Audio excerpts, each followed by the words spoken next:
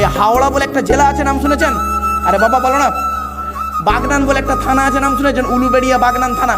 তো বাগনান কলেজে আমি লেকচার দিতে গিয়েছিলাম।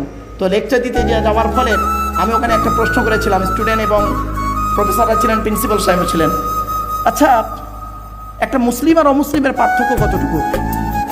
একটা ছোট্ট প্রশ্ন, একটা মুসলিম আর অমুসলিমের পার্থক্য কতটুকু?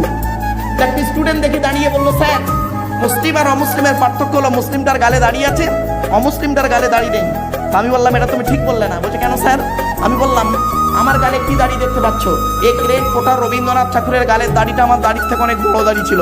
ব্যারিস্টার উমেশচন্দ্র বন্দ্যোপাধ্যায়ের গালে দাড়ি ছিল, সুরেন্দ্রনাথ বন্দ্যোপাধ্যায়ের গালে দাড়ি ছিল, সক্রিসের গালে দাড়ি ছিল, রামকৃষ্ণ পরমহংসদেবের গালে দাড়ি ছিল, আসারাম বাবুর গালেও দাড়ি আছে, রামদেবের গালেও দাড়ি আছে, মুসলমান নয়।